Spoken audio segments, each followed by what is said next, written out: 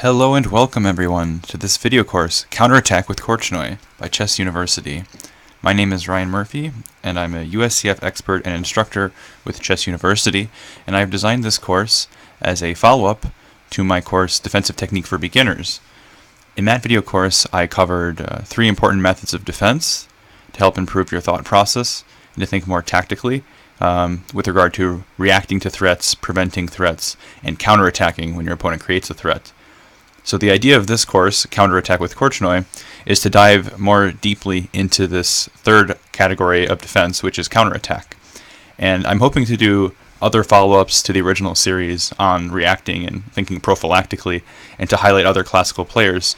And the reason I've selected Korchnoi as a model for this specific course on counterattack is because it's hard to think of a better classical great player than Korchnoi in this topic. He's very well known for it.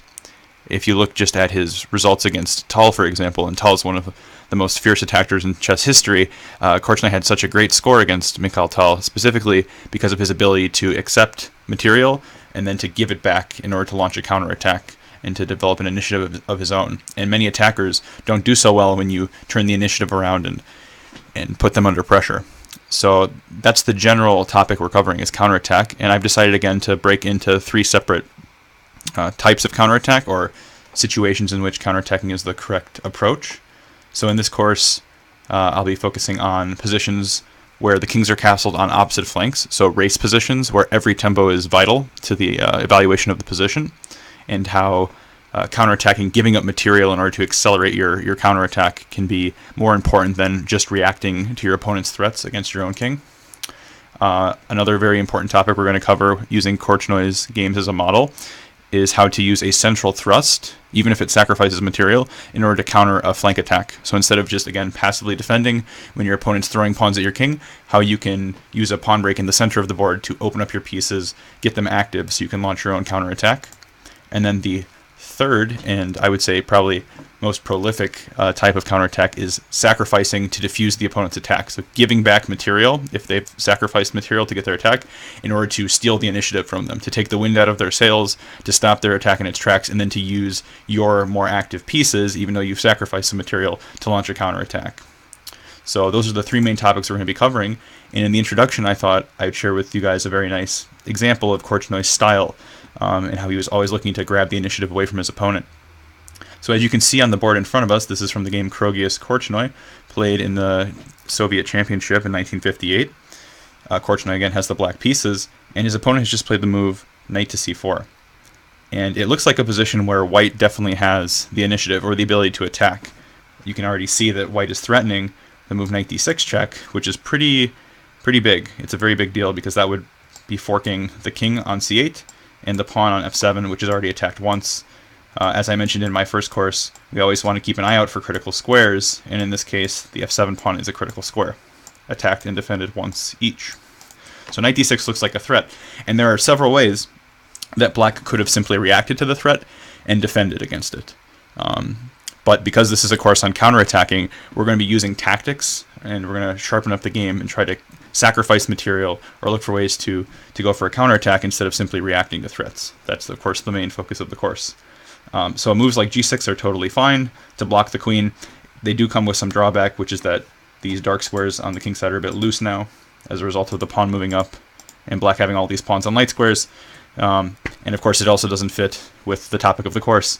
So in this position, I'd like you guys to just pause the video and see if you can find a nice tactical resource that black can consider in this position to liven up their own play in the center. So I'll let you pause the video and think about it. Alright, so the move that Korchnoi played in the game is a move I really like. Again, you could just defend the f7 pawn, but that's not in the spirit of this position with opposite side castling. We want to steal the initiative at the first opportunity. And Korchnoi played a very nice tactical move, knight takes b3.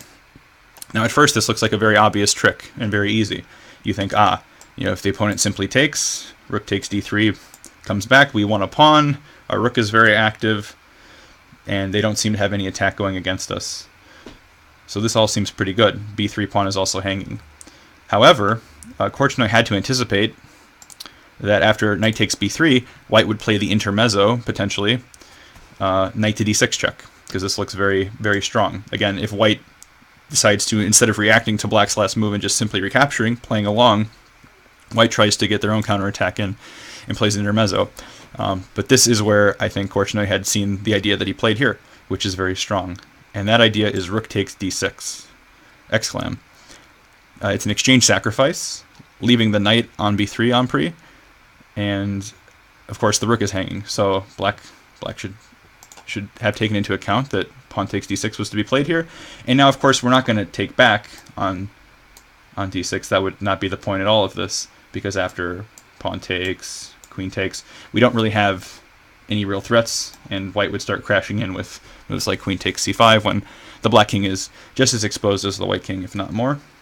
So that wasn't the idea at all. The idea was to play queen c6. And now we can see that black has excellent control over this long diagonal, threatening a checkmate on g2, and this is sort of the spirit of the counterattack. So giving up some material, but grabbing the initiative, creating very large threats against the opponent, forcing them to react, instead of having it the other way around. And in this position, there's both the mate threat on g2, but also the rook on a1 is still under attack by the knight on b3. So black has quite a lot of very big threats in this position. And the reason I like this example is because white, again, isn't playing along. They're going for their own counterattack. They're trying to keep tempo moves in their position as much as possible. And white plays the very strong, and I would say necessary, d7 check in this position. So I want to ask you guys, how would you react to this move? This is a very sneaky move, and I think there's only probably one reasonable move that keeps black with the initiative and with the better position. So pause your videos and see how you would react to the move d7. Okay, I'll assume you paused the video. In this position, black played king c7, which is the best move. Of course, not king takes d7. That would be a blunder, because after queen takes f7 check, black's king is getting attacked. White will have plenty of time to defend the g2 pawn later, because queen takes g7 is next up, and white would have a winning position. Also, not queen takes on d7, because then we remove our very important mate threat. And again, this is all about the initiative, all about sustaining our threats. And here white would be able to take the knight, and if queen takes here, simply again queen takes c5 check, where white is up the exchange, and probably with the better attacking chances as well. So after d7 check, we want to go king c7, keep our king near the pawn so we have the ability to take the pawn later, but also preserving all of our threats in the position. So staying as active as possible. That's what this course is really about, keeping your pieces as alive as you can so you can generate huge threats instead of just reacting to your opponent's threats. So here white played queen e5 check. Now the pawn is taken, because after king d7 there's no longer queen takes f7 check.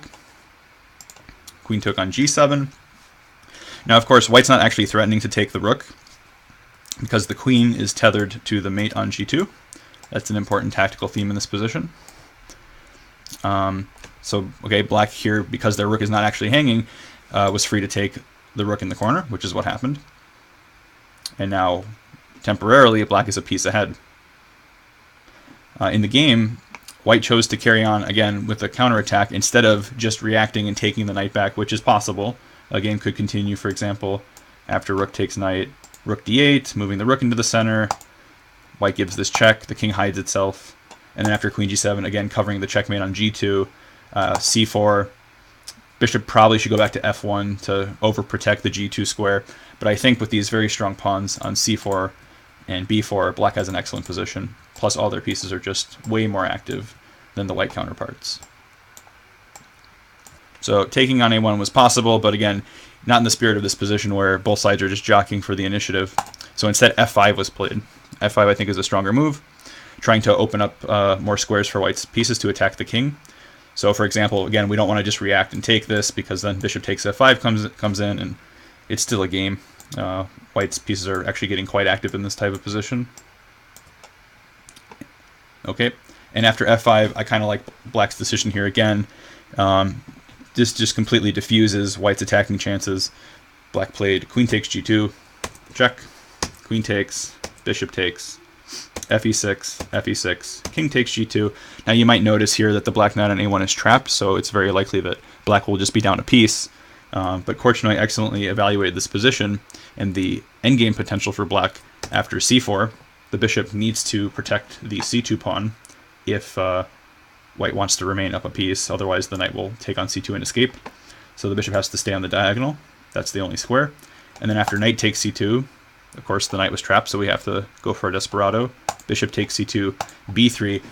Korchnoi had an excellent position with 3 pawns against a piece, and these 2 pawns on the queen side in particular are very strong, and he went on to win on the basis of these pawns being so strong by just activating the king and bringing the rook. So this was a very nice game where you can tell from the start that it looked like white had the initiative because the knight was coming into d6, the queen was attacking on f7, white had these ideas of f5, but with a very nice tactical sequence, black decided to force the play instead of just reacting, found this really nice idea with knight takes b3, and then sacrificing the exchange in order to create very dangerous threats on the long diagonal. So that's a sneak peek of more of what's to come in this course, and I hope you guys enjoy it. Thanks for watching.